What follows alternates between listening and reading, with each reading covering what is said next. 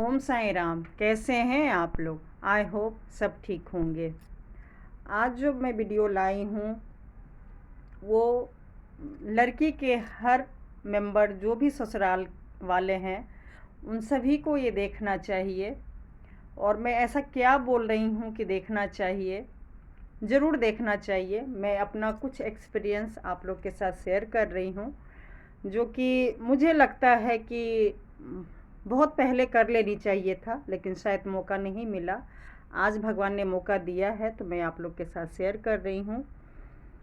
जैसे कि आप लोग को पता है कि मतलब मेरे हस्बैंड के कई महीनों से तबीयत ख़राब है और मैं यूट्यूब पे आके बोल रही हूँ। और क्यों बोल रही हूँ मैं आपको बताई कि मैं चाहती थी कि मेरे हस्बैंड के घर वालों को या कुछ और फैमिली मेम्बर को पता चलना चाहिए कि मतलब तबीयत ख़राब है। लेकिन कुछ रिलेटिव लोग को भी बोला नहीं, कुछ भी मतलब उन लोगों की तरफ से सपोर्ट तो छोड़िए, जो मैं जिस उम्मीद से मैं बोल रही थी वो नहीं हुआ। जब लास्ट में डॉक्टर ने जवाब दे दिया है और बार बार ऑपरेशन कैंसिल हो रहा है, या मान लीजिए अभी तक तो अगर ऑपरेशन होता तो या तो रिज़ल्ट मान लीजिए आ जाता पॉजिटिव या नेगेटिव। तो जब अब बहुत ही मुश्किल घड़ी से हम लोग गुजर रहे हैं, तो बताई थी कि काम वाली मैं ढूंढ रही हूँ अपनी बेटी लोग के लिए और एक हॉस्पिटल में ले जाने के लिए। तो जब वो काम वाली बोली कि भाई अपने ससुराल वाले को ही बोलिए, वो नीचे रहते हैं, हेल्प करेंगे। तो मैंने बोला देखो, जब गिरगिराना ही है, मदद ही लेना है, तो मैं दुनिया वालों से अब मदद लूँगी, क्योंकि अपने लोग कभी नहीं चाहते कि हम झुकें या गिरगिराएं। अपने लोग के लिए इशारा ही काफ़ी होता है कि मेरे अपने प्रॉब्लम में है। और इतने महीने से मैं बोल बोल के तो अब थक गई हूँ। और अब मेरा जो भी वीडियो आएगा, मैं बार बार कह रही हूँ, मेरा अब जो भी वीडियो आएगा अब इस मकसद से नहीं आएगा कि हम जॉइंट फैमिली चाहते हैं या मेरा हस्बैंड चाहते हैं या मैं चाहती हूँ। अरे जब मैं ही नहीं बचूँगी, जब मेरे हस्बैंड ही नहीं बचेंगे, तो जॉइंट फैमिली किस काम का। तो अब बहुत हो गया। भगवान भी जानते हैं कि शिद्दत से, मन से मैं कितना चाह रही थी कि ये फैमिली जैसे पहले था वैसे हो जाए।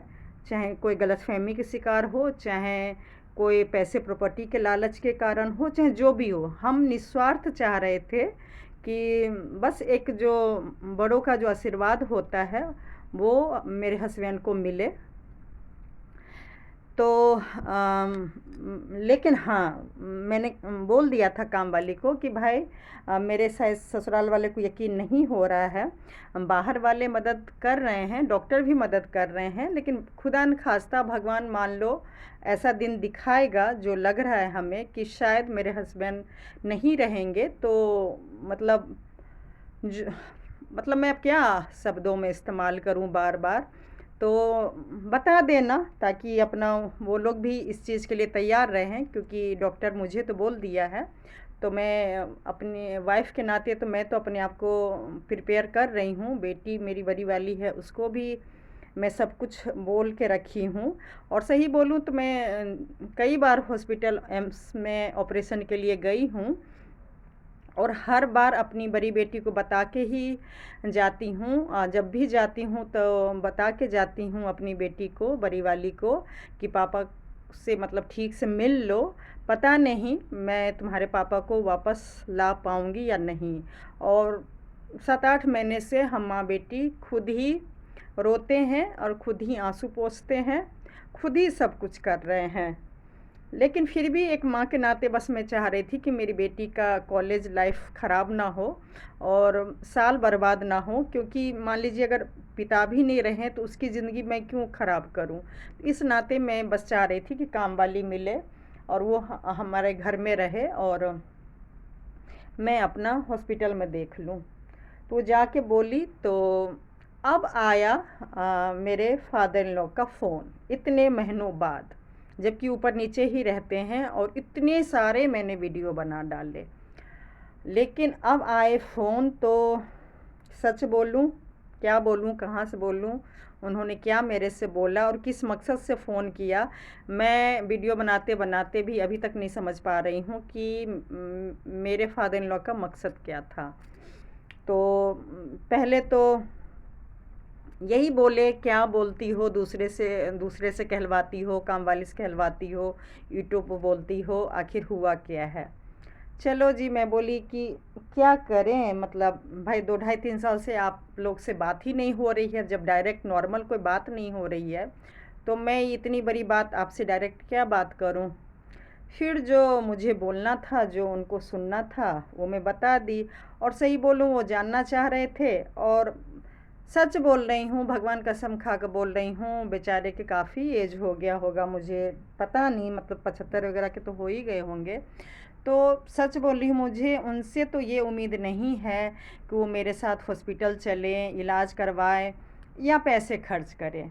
तो मतलब मेरे फादर इन लॉ ने बोले कि किसका इंतज़ार कर रहे हो, सो क्यों एक एम्स का ही डॉक्टर है, क्यों प्राइवेट में नहीं हो सकता है, प्राइवेट में क्यों नहीं करवा रहे हो, चलो प्राइवेट में करवाएंगे। तो मैं बोली मैं प्राइवेट में ही पता कर ली हूँ। और मेरे फादर इन लॉ को लगा कि 2-3 लाख का हमारा मेडिकल कार्ड है, उसमें काम हो जाएगा।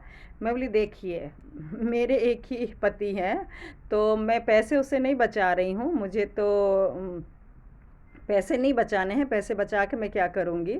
और बाकी 10 से 15 लाख लगेंगे, और वो भी गारंटी तो देखिए कोई कोई ना एम्स के डॉक्टर दे रहे हैं, ना ही प्राइवेट वाले दे रहे हैं।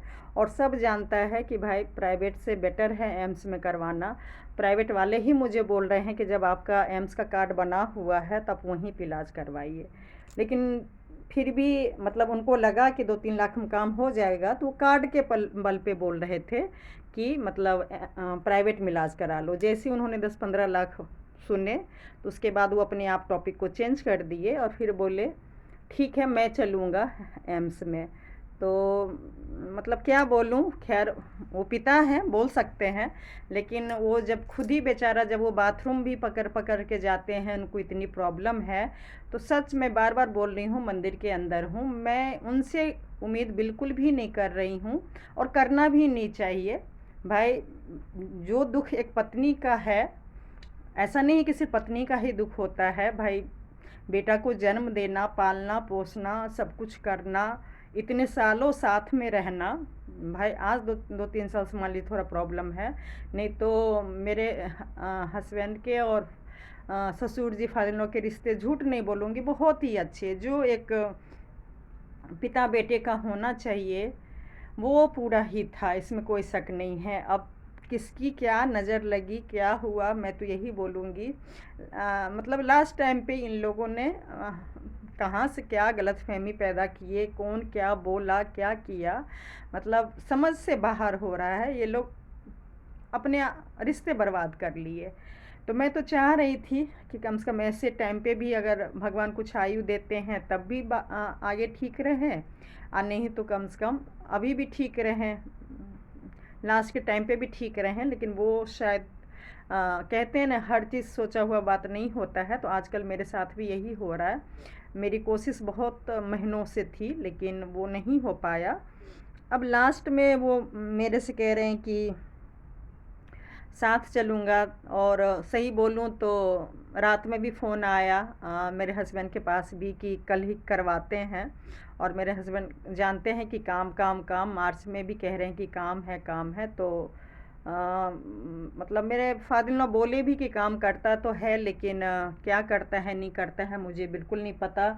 मुझे भी पैसे नहीं देता है। एक्चुअली जॉइंट फैमिली था, सारा सामान भी बिक गया है, फिर किस बात का जॉइंट बिजनेस है मुझे समझ नहीं आ रहा है। जब सामान भी बिक गया तो किस बात के लिए ये लोग एक दूसरे को हिसाब देते हैं या पैसे लेते हैं या देते हैं।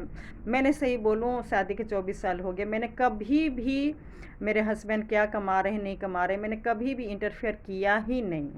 शायद मेरी गलती कहिए, मतलब मैं अंधा विश्वास करती थी हस्बैंड पे और फादर इन लॉ पे, अंधा विश्वास कि जो भी करेंगे ये लोग हमारे भले के लिए ही करेंगे।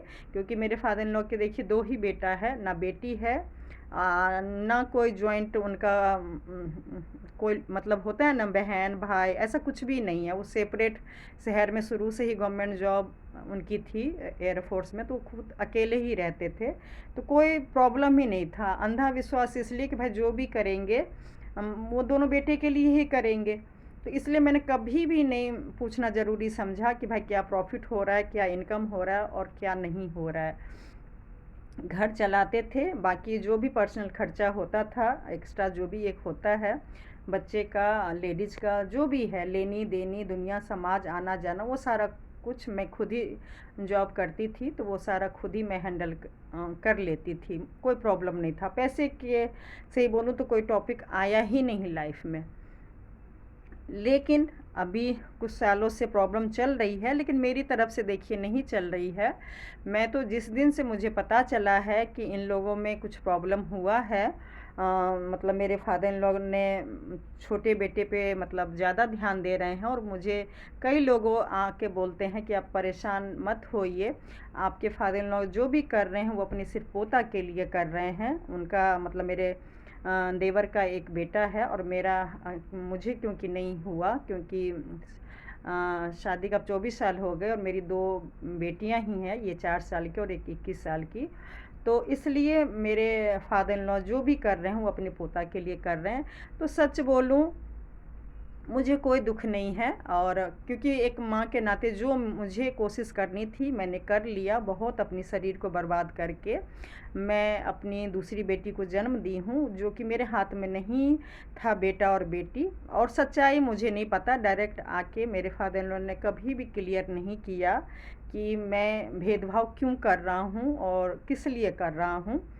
जबकि वो जानते हैं जब से मेरी शादी हुई तब से मेरे साथ जो भेदभाव हुआ, सही बोलूँ कोई और बहू होती ना, जितना मेरे साथ शादी आ, हुआ और उसके बाद जो मेरे साथ गलत हुआ, कोई और बहू होती तो ब्लैकमेलिंग के ही चक्कर में जितना मेरे साथ गलत हुआ इस घर में, तो उस बिहा पे अगर मैं चाहती, मैके में, दुनिया में, समाज में, अगर मैं चाहती तो बहुत कुछ बर्बाद हो सकता था, बहुत कुछ। आप समझ लीजिए मैं क्या यूट्यूब पे बोलूं, क्योंकि मेरे फादर इन लॉ को ये उनके बेटे की तबीयत से ज़्यादा उनको ये परेशानी थी कि मैं सब कुछ यूट्यूब पे घर की बातें क्यों बोलती हूँ। तो मैंने कबूल किया, बोले हम लोग मिडिल क्लास के हैं, तुम आखिर क्यों बोलती हो।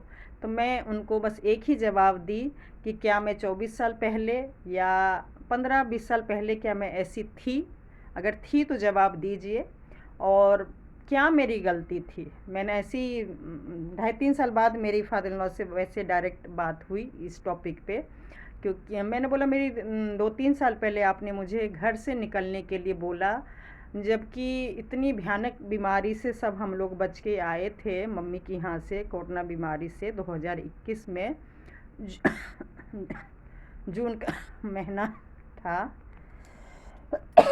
तो क्या मेरी गलती थी जो आपने अचानक बोला कि भाई मेरे घर से निकल जाओ। तो मेरा फादर इन लॉ का कहना था, जो अभी भी फ़ोन पे मतलब उन्होंने कबूल किया, कि तुम मेरी शिकायत किसी से करती थी, तो इसलिए मैंने बोला कि जब तुम्हें मेरी शिकायत करनी है तो इस घर से निकल जाओ। मैंने छूटते ही बोला, मैंने बोला देखिए, ये तो मैंने कई वीडियो बनाई कि घर के मुखिया जो पेरेंट्स है वही कान के कच्चे के कारण अपना घर पूरा बर्बाद कर लिए, और एक उस बहू को घर से निकाले जो 15-20 साल पहले मेरे से रिक्वेस्ट करते थे कि भाई घर की बात किसी को नहीं बताना, और चाहे मेरी सास जो मेरे साथ करती थी या चाहे उनका बेटा यानी कि मेरा पति जो करते थे, तुम किसी को नहीं बताना। और मुझे कई बार मुझे घर को नॉर्मल रखने के लिए मेरे फादर इन लॉ कहते थे कि घर खरीद के दूंगा, घर खरीद के दूंगा, बच्चों की तरह, जैसे बच्चे को कहते हैं ना कि चुप हो जाओ, शांत हो जाओ, मतलब हम टॉफ़ी देंगे, चॉकलेट देंगे। तो मेरे फादर इन लॉ मुझे घर की इज्जत को रखने के लिए, दुनिया समाज को ना पता चले कि मेरे साथ क्या हो रहा है, या उनकी वाइफ क्या कर रही है, या उनका बेटा क्या कर रहा है, तो मुझे हमेशा बोलते थे तुम शांत रहो, तुम बस कुछ बोलो नहीं, चुप रहो, बर्दाश्त करो और मैं एक दिन ये इस प्रॉब्लम का सॉर्ट आउट कर दूंगा और तुमको और अपने बड़े बेटे को घर खरीद के यहाँ से भेज दूंगा और इस घर में अपना छोटे बेटे के साथ तुम्हारी सास मतलब हम लोग रह लेंगे, क्योंकि ये मेरा बेटा है, तुम चिंता मत करना। मतलब सबको पता था कि मेरी सास बहुत ज़्यादा भेदभाव करती है, बहुत ही ज़्यादा, बड़े बेटे और छोटे बेटे में, इसमें कोई शक नहीं है। आज मुझे बोलने में एक सेकंड के लिए हिचकिचाहट नहीं हो रही है कि दोनों बेटे में कितना भेदभाव हुआ है या दोनों बहू में कितना हुआ है, या ये जो पोता पोती जो हैं उसमें कितना हुआ है। वो सारा कुछ मैं बस ऊपर वाले पे छोड़ रही हूँ, वो ऊपर वाले को बस पता है कि कितना हुआ है। अगर भेदभाव नहीं होता ना तो देखिए मैं यूट्यूब पे नहीं आती, और डिलीवरी के टाइम पे इतने सालों बाद जो मेरे को बेटी हुआ, और जो उस टाइम को मैं सही बोलूँ मैं मरते दम तक सच में नहीं भूल सकती हूँ। मतलब सच में भूलने लायक इन लोगों ने छोड़ा ही नहीं। तो बोले फिर भी तुमको घर की बात नहीं बोलना चाहिए था, मैंने घर से निकाला, गुस्से में बोल दिया। मैंने बोला, कहते हैं ना गुस्से में लोग गोली भी मारते हैं, तो मैंने कही बहू को मरते हुए देखा है, सब मिल के फांसी पे भी चढ़ाते हैं, बहुत कुछ बहू के साथ करते हैं। तो खैर आपने वो सब तो नहीं किया, लेकिन जीते जी सच में आपने मुझे मार दिया कि जितना बर्दाश्त मैं आपके भरोसे इस घर में की और रही, वो सारा भरोसा आपने तोड़ दिया। आपको अच्छे से पता है कि जो बहू एक लेडीज़ अकेले होके घर खरीद सकती है तो क्या वो घर जा नहीं सकती है? अरे मैं तो आपके लिए 1 करोड़ का मकान 10 साल 12 साल पहले ले रही थी कि ये छोटा मकान है और 3rd फ्लोर है, बड़ा मकान इसी सोसाइटी में लेती हूँ, और मतलब मेरे सास ससुर के 2 ही तो बेटा हैं। तो मैंने सपने में भी कभी नहीं सोचा कि मैं सास ससुर और पति पत्नी और बच्चे के साथ रहें। भगवान गवाह है, भगवान गवाह है कि मैंने कभी ये सपना ही नहीं देखा। जैसे आज मेरे मान लीजिए देवर देवरानी बड़े सपने आराम से देख नहीं रहे हैं, रह रहे हैं कि सास ससुर और उनका चारों फैमिली 6 के 6 आराम से मेरे सास ससुर के मकान में रह रहे हैं, और मतलब हम लोग नहीं हैं उनके ज़िंदगी में, क्योंकि बिल्कुल ही एहसास हो गया कि हम लोग उनके ज़िंदगी में है ही नहीं। तो मैं तो देखिए आराम से चाहती थी कि हम लोग साथ में रहे। 3-4 कमरे का मकान मैं 12 साल पहले उन दिनों में ख़रीद रही थी, लेकिन अब किस्मत का फेर कहिए, अगर मेरा लॉस हो गया, मैं नहीं खरीद पाई, खरीदी लेकिन थोड़ा छोटा ही खरीदी, और लॉस को कवर करने के लिए मैंने लोगों से पैसा लिया था, जिसके कारण मैं फादर इन लॉ के घर ऊपर रह रही हूँ। आप घर देख सकते हैं, ये घर वैसे रहने लायक नहीं है, प्रॉपर फ्लैट नहीं है, और इसमें भी मैं रहने लायक, मेरे फादर इन लॉ को पूरा पता है कि रहने लायक बनाने के लिए अगर मेरे फादर इन लॉ ने खर्च किया है तो मैंने भी खर्च किया है, तब जाके मैं थोड़ा सा रहने लायक इस मकान को बनाई हूँ। और जो बहू डिसीज़न ली थी 15 साल पहले कि भाई मेरी वजह से सास ससुर में घर में नीचे बहुत प्रॉब्लम हो रही है, और ख़ासकर जब मेरे देवरानी की शादी हो गया उसके बाद भी प्रॉब्लम समस्या बढ़ती जा रही थी, छोटा फ्लैट हो रहा था, मतलब लोगों को बाथरूम किचन यूज़ करने में दिक्कत हो रही थी। तो मैंने सोचा भाई ज़िंदगी भर तो झगड़ा लड़ाई हुआ ही हुआ है, और अब ये टॉपिक और ना बढ़ जाए, मतलब और ना जेंट्स में लड़ाई हो, लेडीज़ में हो। और मैं क्या बोलूँ, एक बड़ी बहू के नाते जो मुझे त्याग करना था वो मैं करके, मैं अपनी बड़ी बेटी जब मेरी कितनी 4-5 साल की ही थी, उसको लेकर मैं एक बरसाती घर, एक सिंपल बिल्कुल सिंपल सा एक कमरा एक बाथरूम था, कुछ भी नहीं था, और वो मैं लेके आ गई। ये सब मैं इसलिए कहना चाह रही हूँ, खैर मैं इतना फादर इन लॉ की वीडियो फ़ोन में नहीं बात की, वो मैं थोड़ी सी बहक गई हूँ, कि मैं बस ये कहना चाह रही हूँ कि मेरे फादर इन लॉ ने मुझे सही बोलूँ समझा ही नहीं। हाँ, ये लाइन मैं ज़रूर बोली थी कि जितना मतलब डॉक्टर मुझे अप्रिसिएट कर रहे हैं, जितना मुझे बाहर के लोग समझ रहे हैं, जितना मुझे बाहर के लोग कोऑपरेट कर रहे हैं, और जो मैं हूँ सही बोलूँ तो कोई नहीं समझा, ना मेरे हस्बैंड समझे, ना फादर इन लॉ समझे, सास तो बिल्कुल नहीं समझी। और देवर किस बात के लिए मेरे से दुश्मनी लिए, वो वीडियो तो खैर मैं आगे लेके आऊँगी, क्योंकि अगर मैं देवर को भी इसी में शामिल कर लूँ, देवरानी को भी कर लूँ, फिर तो बहुत ही लंबा वीडियो हो जाएगा। आज मैं सिर्फ फादर इन लॉ के लिए ही लेके आई हूँ। तो मैं वो मेरे पे बस वही इल्ज़ाम लगाते रहे और मैं बोलती रही, तो खैर वो बीच बीच में बोले कि जो हुआ सो हुआ, बस हस्बैंड मतलब बेटे अपने पति के इलाज पे ध्यान दो। मैं बोली वो मैं कर रही हूँ। हाँ, ये ज़रूर मुझे परेशानी हो गई, मैं थोड़ी सी गलत ट्रैक पे चली गई कि 6-7 महीने से आप लोग को एक करने के चक्कर में मैं फिर पहले की तरह साइड होने लगी। मैं चाहती थी कि आप लोग के साथ आपका बेटा आए रहे, खाए पिए, और जो कि वो नहीं जाना चाह रहे हैं। तो मैं कितना ज़बरदस्ती नीचे भेजती हूँ, तो मेरे फादर इन लॉ बोले कि हाँ मैं भी बुलाता हूँ, लेकिन वो आता नहीं है। तो कारण मुझे बताए कि इसलिए वो नहीं आना चाहता है, ताकि वो बिज़नेस का वो हिसाब नहीं देना चाहता है, या पैसा नहीं देना चाहता है। तो मैं बोली देखिए, वो तो आप भी गवाह है, मैं कितने महीनों से यूट्यूब पे भी बोल रही हूँ कि भाई वो बिज़नेस काम किस काम का, कि इलाज भी नहीं करा रहे हैं, अपने जान भी नहीं बचा रहे हैं, और मेरी छोटी बेटी की नर्सरी का फ़ीस भी नहीं दे रहे हैं।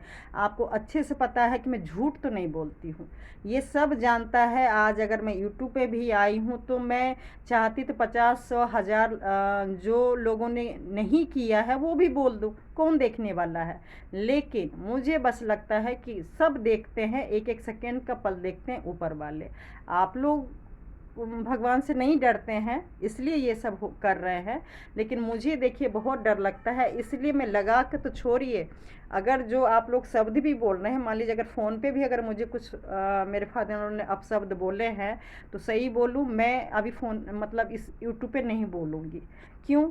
मतलब मैं अपने फादर इन लॉ के सामने बोली कि हाँ, बोले कौन लोग ऐसा यूट्यूब पे बोलेगा घर परिवार में। बोली हाँ, आई एक्सेप्ट, मैं अपने आप को मानती हूँ, कोई इंसान नहीं मानेगा, लेकिन मैं अपने आप को मानती हूँ। मैं सच में बोल रही हूँ कि मैं पागल हो गई हूँ।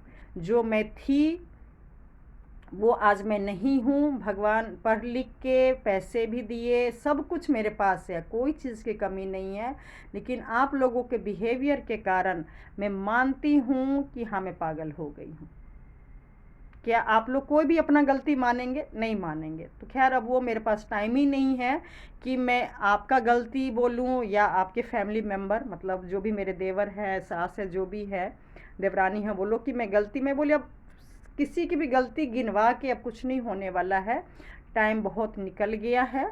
और बहुत लेट मतलब फ़ोन किए या जानने की कोशिश किए, अब कुछ नहीं हो सकता है। तो मतलब वो मुझे ही कुछ से कुछ बोले, मैं क्या बोलूँ आपसे। तो कुल मिला के उनके फ़ोन करने का मकसद बेटा के लिए था, मैं शक नहीं करूँगी। लेकिन हाँ, शक इसलिए नहीं, शक क्या मैं करूँ, अगर बेटा के लिए होते तो पहला कॉल जब मैंने इनके रिलेटिव को बोला था 6-7 महीना पहले, तीज के बाद जो भी मैंने बोला था, अगर वो कॉल उनके पास आया, मेरे फादर इन लॉ के पास, तो उसी टाइम मतलब मेरे से पूछते, जबकि मैंने बोला था कि पेशेंट को कुछ नहीं पता है, मतलब मैंने अपने हस्बैंड को कुछ नहीं बताया था। लेकिन उल्टा ही हुआ, वो मेरे हस्बैंड से तो पूछ रहे हैं, मतलब वो अपने बेटे से तो पूछ रहे हैं तुमको हुआ क्या है, तुमको हुआ क्या है। लेकिन मेरे से उन्होंने पूछना ज़रूरी नहीं समझा। और सही बोलूँ तो मेरी भी हिम्मत नहीं हो रही थी कि मैं इतनी बड़ी बात इतने एज मतलब कितना भी है, देखिए माँ है, पिता है, तो होता है ना, मतलब मेरी भी हिम्मत नहीं हो रही थी कि मैं डायरेक्ट उनसे जाकर बोलूँ कि भाई आपके बेटे को हुआ क्या है। सही बोलूँ, ये ज़रूर मैं बोलूँगी कि चाहे मेरे फादर इन लॉ हो, चाहे आप लोग में से दुनिया में जो भी लोग मेरा वीडियो देख रहे हों एज अ पेरेंट्स, तो मैं यही कहना चाहूँगी कि आज आखिर बेटा सोचिए ख़त्म होने वाला है, ऑपरेशन थिएटर से बार बार वापस आ रहे हैं, कुछ भी हो सकता है। वो बेटा आखिर माँ बाप से क्यों नहीं मिल रहा है, क्यों नहीं माँ के हाथ के खा रहे हैं, ये बहुत बड़ी क्वेश्चन है। कि आखिर ऐसा हुआ क्या है, जबकि नफ़रत भी नहीं करते। सही बोलूँ, मतलब मेरे हस्बैंड वैसे बहुत गुस्से वाले थे, और या मेरे से अभी भी गुस्सा कर लेते हैं, बहुत परेशान रहते हैं, बहुत ही मतलब समस्या से गुजर रहे हैं, लेकिन फिर भी आज वो बहुत ही पेशेंस, माँ बाप और भाई के मामले में तो बहुत ही पेशेंस दिखाते हैं। उनके बारे में अगर थोड़ा भी वो माँ बाप के खिलाफ़ नहीं सुनना चाहते हैं, ये उनकी अच्छाई है। लेकिन उस वो बेटा, आखिर बाहर वाला अगर थोड़ा सा बुराई कर दे माँ बाप भाई को, तो लड़ने लग जाते हैं। इस टाइम पे भी पता है कि बीपी हाई नहीं करना है और ज़्यादा टेंशन में नहीं आना है, लेकिन मेरे हस्बैंड मतलब सोचिए कि वो टेंशन में आ जाते हैं माँ बाप और भाई की अगर बात होती है। लेकिन वो इंसान आखिर माँ बाप से मिलना क्यों नहीं चाह रहे। कई बार ऑपरेशन थिएटर में, मतलब ऑपरेशन एम्स के दिल्ली में जाते हैं, तो मेरा कई बार मन होता है कि वो अपने मम्मी पापा से मिल ले। जैसे मैं अपने बेटी से कहती हूँ कि पापा को ठीक से देख लो, पता नहीं आगे मिल पाओगी कि नहीं। तो ये मेरा अंदर से इच्छा होती है, जब भी हम सीढ़ी से गुजर रहे होते हैं, क्योंकि हम 4th फ्लोर पे, वो 3rd फ्लोर पे, तो कई बार मेरा मन होता है कि मैं सास ससुर को बोलूं कि भाई आप अपने बेटे को देख लीजिए, पता नहीं आगे देख पाएंगे कि नहीं देख पाएंगे। लेकिन मतलब मेरे हस्बैंड को बिल्कुल भी मन होता ही नहीं है, सीधे कहते नहीं, चलो कोई ज़रूरी नहीं है जाना। तो बस मैं यही कहना चाहूँगी हर पेरेंट्स से, हर ससुराल में तो बहू हूँ, तो मैं ससुराल वाले को ही कहूँगी कि हर ससुराल वाले को बोलना चाहूँगी कि आखिर घर में आप लोग ऐसा क्या करते हैं या कर चुके हैं जो कि आपके बेटे को इतनी प्रॉब्लम है, जो मरते समय भी वो आप लोग का शक्ल नहीं देख रहे हैं। मतलब शक्ल मीन्स वो मिलना नहीं चाह रहे हैं, वो आपके हाथ का खाना नहीं चाह रहे हैं, जो कि इच्छा है अंदर से। लेकिन वो कहते हैं ना, मतलब मैं हस्बैंड को बोलती हूँ कि कमाल के रिश्ते हैं आप लोगों का। इधर आप घमंड अकड़ में हैं, अंदर से प्यार बहुत है, इज्जत बहुत है, लेकिन डायरेक्ट जाके नहीं मिलना है, डायरेक्ट जाकर नहीं रोना है कि पापा मैं बचूंगा कि नहीं बचूंगा, नहीं बोलना है। और मान लीजिए उधर भी पिता और माँ में तो खासकर होगा ही, माँ और पिता दोनों में होगा, इसमें देखिए कोई शक नहीं है। लेकिन वो लोग भी 6-7 महीना से एक बार जो होता है ना कि ज़बरदस्ती बेटा को बुलाना, पकड़ना, ज़बरदस्ती खिलाना, जो मैं आज कर रही हूँ एक बीवी के नाते, तो वो लोग मैं जो चाह रही थी कि आप लोग मतलब अंदर की बात निकालो, जो उनको 4-5 साल से, जब से उनको पता चला है कि फ्लैट मकान वगैरह जो भी है छोटा भाई के नाम से कई लिया हुआ है। क्या है, मुझे देखिए इतना बार बार नहीं बोलना है कि ये लोग के घर में क्या हुआ है, मैंने कभी जानने की कोशिश भी नहीं की।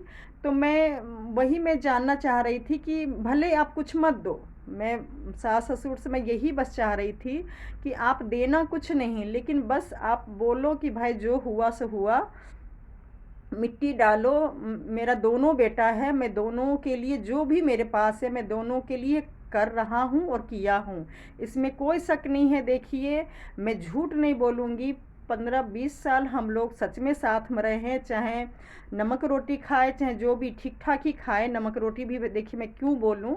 और जो एक होता है मिडिल क्लास का फैमिली रिश्ता परिवार, वो सच में रहा है।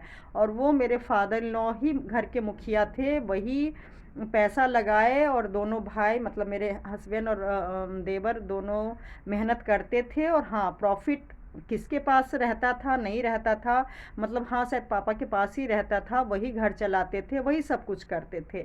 लेकिन ये कब कब ये गड़बड़ हुआ, कब मतलब जहाँ भी जाते थे तो मेरे हस्बैंड ज़रूर जाते थे पापा के साथ।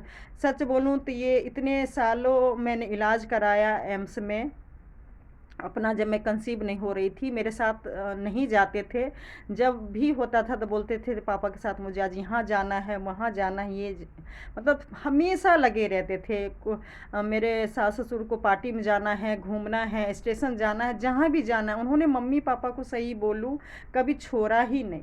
मैं ये सब कहना चाह रही हूँ एज अ बहू कि जो मतलब बेटा आपका माँ बाप को भगवान मानते हैं, दिन रात अपनी बीवी से ज़्यादा समय अगर माँ बाप को दिए और अंधा विश्वास अगर माँ बाप पे किए, अगर माँ बाप को उन्होंने भगवान समझा और बीवी कम नहीं कमाई, सही बोलूँ बीवी के पास लाखों रुपए, आज लोग मरने के बाद क्या तारीफ़ मान लीजिए करता है। मेरे हस्बैंड अभी ज़िंदा है और भगवान से हज़ारों बार विनती करती हूँ, लाखों बार कि वो ज़िंदा ही रहे, ज़िंदा ही रहे। लेकिन मैं फिर भी कहना चाहूँगी एज अ हस्बैंड उन्होंने बहुत कम फ़र्ज़ निभाए और आज भी नहीं निभा रहे हैं, फिर भी मैं चाहती हूँ कि ज़िंदा रहें।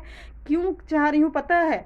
क्योंकि वो इंसान सही है और वो इंसान हमेशा सही रहता है जो माँ बाप को गलत होते हुए भी कभी किसी के सामने कबूल नहीं करता कि मेरा माँ बाप गलत है, मेरे साथ धोखा किया, मेरे साथ गलत किया। आप यकीन नहीं करेंगे, मेरे हस्बैंड आज तक किसी के सामने नहीं कबूल कर रहे हैं, नहीं बोल रहे हैं, अंदर ही अंदर घुट ज़रूर रहे हैं, परेशान हैं, इलाज नहीं कराए और अपने आप को बर्बाद कर रहे हैं। मतलब कुल मिला के सही बोलूँ तो वो उनको ऊपर जाना मंजूर है, लेकिन वो माँ बाप पे दाग लगाना नहीं चाहते। ऐसे बेटे को अगर आपने धोखा दिया, मुझे नहीं पता क्या दिया नहीं दिया, तो लेकिन बस यही हर ससुराल वाले को कहूँगी कि इस जन्म में चाहे आपका एक बेटा है, दो बेटा है, जितने भी बच्चे हैं उनके साथ गलत मत कीजिए।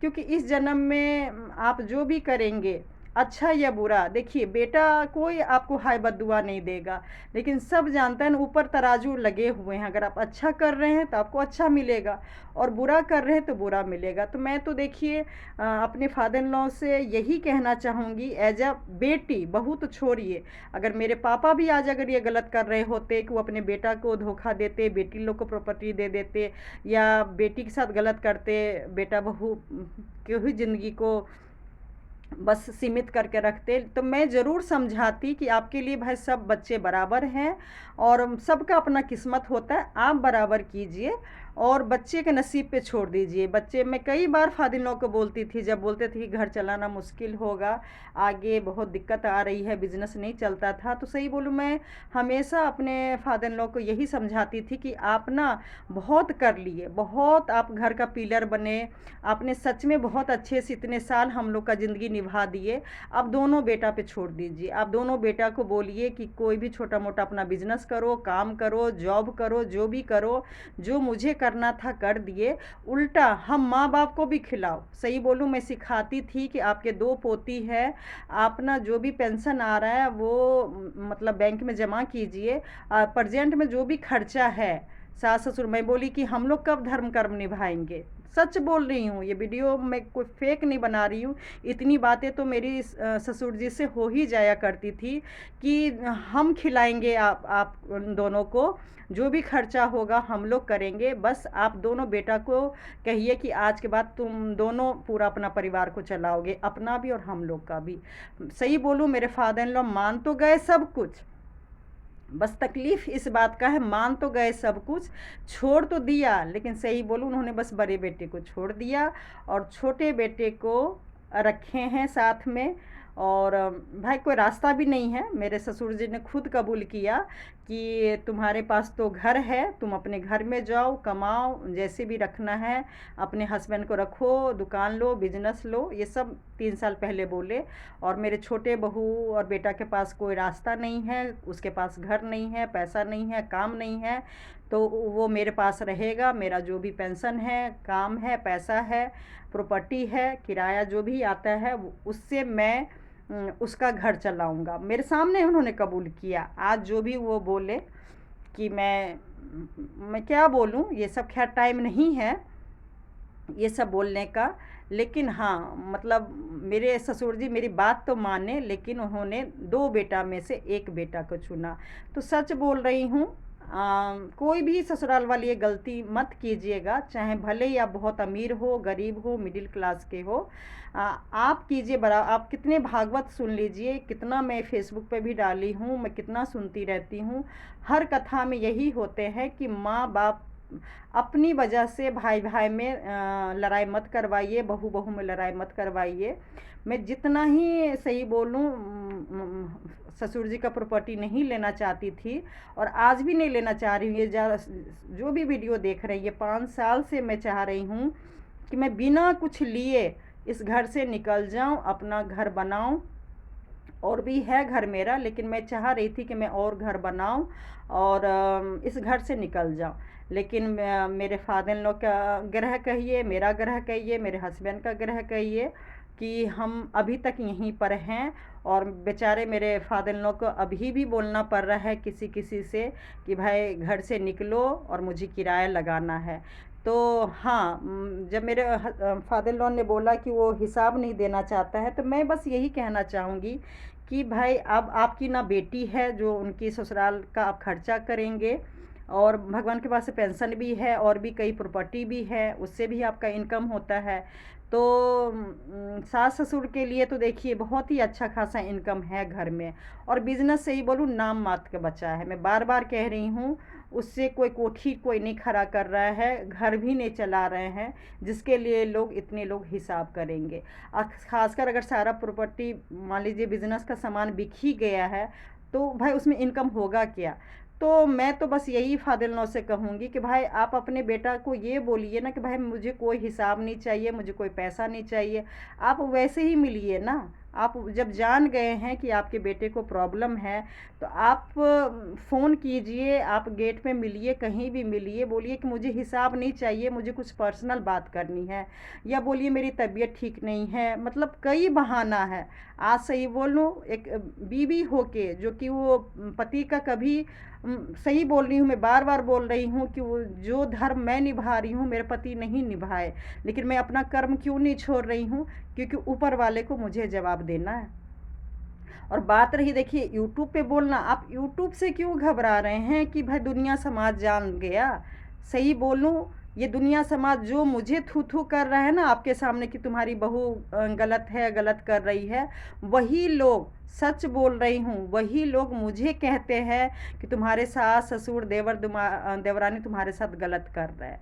तुम्हारी देवर देवरानी मतलब पेंशन के लालच में, सारे प्रॉपर्टी के लालच में तुम लोग को खिलाफ भड़का भड़का के सास ससुर को कैद कर लिया है। सारा कुछ वही लेगा, और तुम्हारे सास ससुर भी इतने कान के कच्चे हैं कि तुम लोग को कुछ भी नहीं देंगे, तुम लोग को देखना भी नहीं चाहते हैं। तो मैं बस आप फादर इन लॉ का ये वीडियो है मेरे ससुर जी का, और जो भी सुन रहे हैं पेरेंट्स, मैं सभी से कहना चाह रही हूँ कि समाज में या परिवार में अगर आपके बेटा बहू को खिलाफ कोई भी भड़का रहा है, बता रहा है, उन पे यकीन मत कीजिए।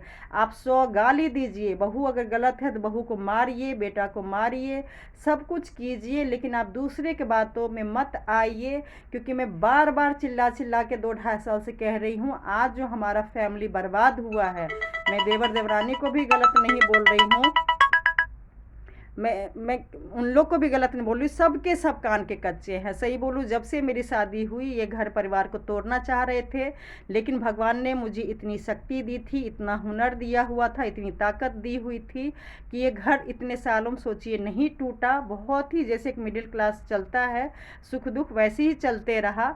लेकिन अब अगर डिक्लेयर टूट गया है ना, तो सही बोलूँ, सच बोल रहे हैं मेरे फादर लो, अभी भी बोल रहे हैं कि तुमको भी कोई भड़काता है, तुमको बोलता है। सही बोल रहे, भड़काता है, लेकिन मैं कान की कच्ची नहीं हूँ। लेकिन